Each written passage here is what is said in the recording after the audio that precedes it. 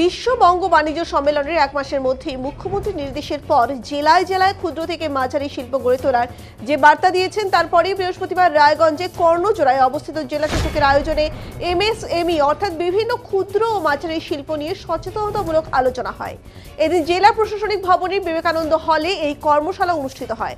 এদিন অনুষ্ঠানে উপস্থিত ছিলেন north Bengal Chamber of Commerce and ইন্ডাস্ট্রির চেয়ারম্যান সঞ্জয় তীব্রবাল, উত্তর দিনাজপুরের জেলাশাসক সুরেন্দ্র কুমার মিনা, রায়গঞ্জের বিশিষ্ট শিল্পপতি তথা বিধায়ক কৃষ্ণ কল্যাণী সহ জেলার বিভিন্ন মাঝারি ও জেলার ক্ষুদ্র, ছোট কিংবা মাঝারি শিল্প ক্ষেত্রে সরকার যে বিভিন্ন সহায়তা প্রদান করছেন সেই বিষয়ে তাদের জানানো হয়।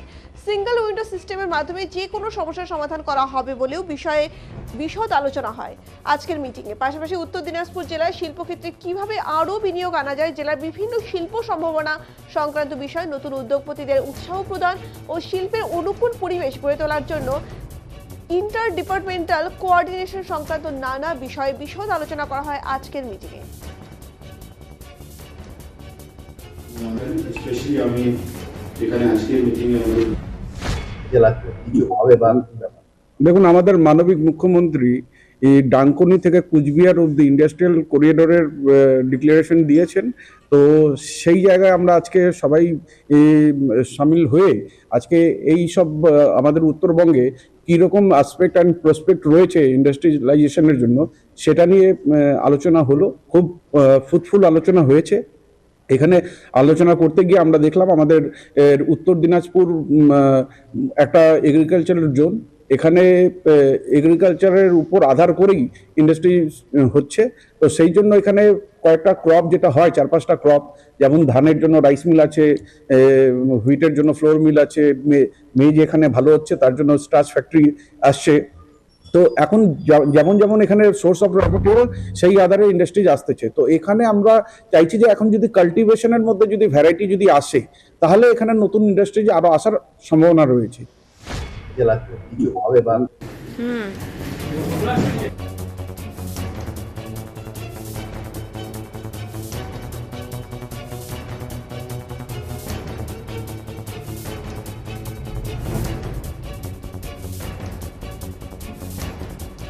উত্তর দিনাজপুরের জেলাশাসক সুরেন্দ্র কুমার মিনা কি জানাচ্ছেন শুনে নেব। আমি এখানে আজকে একটা মিটিং ছিল, আমি বলে দিই আপনাদেরকে। আপনারা জানেন কি কিছুদিন আগে বিজিবিএস হয়েছিল, সেখানে একটা সিদ্ধান্ত হয়েছিল, রাজ্যের মাননীয় মুখ্যমন্ত্রী ডিসিশন নিয়েছেন কি স্টেট লেভেলে একটু টাস্ক ফোর্স হয়েছিল, যেখানে সিনার্জি যে ইনভেস্টমেন্ট হয়েছে ও কমিটি স্টেট লেভেলে হয়েছিল। সেরকম একটু কমিটি জেলা লেভেলে হবার কথা। স্টেট লেভেলে কমিটি অনারেবল চিফ সেক্রেটারির নেতৃত্বে আছে, तो जिला level committee district magistrate chairmanship including मतलब all line department stakeholder और যারা অ্যাসোসিয়েশন আছে তাদেরকে নিয়ে আমরা অলরেডি ফর্ম করে ফেলেছিলাম। তো আজকে ওটা নিয়ে যেহেতু প্রত্যেক মাসে একটা আমাদের মিটিং হয়, মনিটরিং কমিটি মিটিং, তো আজকে আমরা সিনার্জি কমিটি মিটিং जो ইনভেস্টমেন্টের উপর আছে তার পাশে পাশে এমএসএমই সেক্টরকে নিয়ে और আমাদের যে ডিএলএমসি মিটিং আছে সেটা আমরা করলাম ওখানে। और দেখলাম আমরা যে রিভিউগুলো হয় বেশিরভাগ কারো কিছু সেরকম গ্রিভান্স যে বলা যায় কি ক্লিয়ারেন্সেসগুলো আছে সমস্ত ক্লিয়ার ছিল এখানে। ও যেহেতু মাসে মাসে আমরা প্রত্যেক মাসে একটা মিটিং করি আমরা যারা আমাদের মার্চেন্ট অ্যাসোসিয়েশন সমিতি ট্রেডার্স তাদেরকে নিয়ে, তো টুকটাক কোনো ইস্যু হলে আমরা ওদেরকে সঙ্গে সঙ্গে আমাদের ডিপার্টমেন্ট আছে তাদেরকে বলে দিই। তো মেজর কিছু পেন্ডেন্সি আমি দেখতে পাচ্ছি না। এই আজকে মিটিংয়ের উদ্দেশ্য এটা ছিল যে গভর্নমেন্টের যে ডিসিশন হয়েছে সেগুলো আমরা ওদেরকে ভালো করে বুঝালাম কি কারো কিছু নতুন ইনভেস্টমেন্ট আসলে তো একটু সিঙ্গেল উইন্ডো সিস্টেম আমাদের যেটা আছে আমাদের কাছে চলে আসলে তো আমরা খুবই তাড়াতাড়ি সমস্ত জিনিসগুলোকে যে অলরেডি এক্সিস্টিং সিস্টেম হচ্ছে খুব তাড়াতাড়ি ওগুলোকে আমরা ফ্যাসিলিটেট করবো। আর যে ব্যবসায়ী যেটা শুনলাম আমরা খুব ভালো একটু ওদের সঙ্গে ইন্টাকশন হলো, বেশিরভাগ খুবই লোক উৎসাহ আছে ওর একটু খুব পজিটিভ অ্যাটমসফিয়ারে মিটিং হলো। কিছু সাজেশনগুলো যে পলিসি ডিসিশন লেভেলে এসেছে সেগুলো আমরা যেখানে পাঠাবার কথা কনসার্ন ডিপার্টমেন্টগুলোকে ওদেরকে আমরা পাঠাবো। আশা করছি কি এটা যে আজকে মিটিং হয়েছে ওটা নিয়ে আমরা প্রত্যেক মাসে একটা মিটিং ওর ফলো আপ মিটিং भी করবো।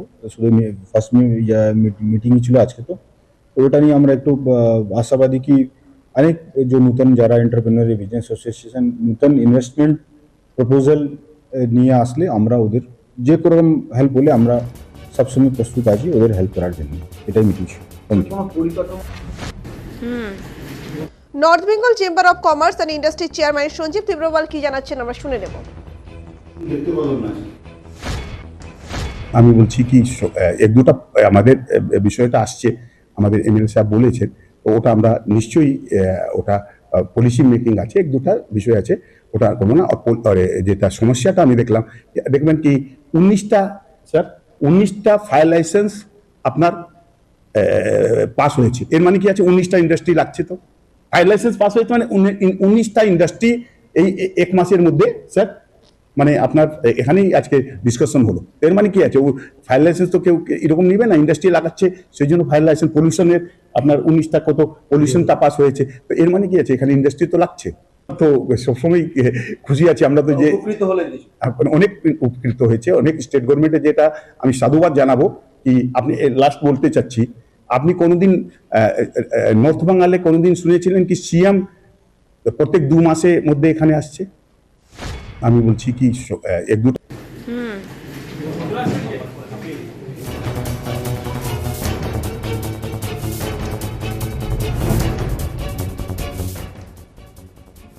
বেঙ্গল গ্লোবাল বিজনেস সামিটের 1 মাসের মধ্যেই মুখ্যমন্ত্রীর নির্দেশে উত্তর দিনাজপুরে জেলা শাসকের সভাগৃহে শিল্পপতিদের সঙ্গে একটি কর্মশালা অনুষ্ঠিত হলো।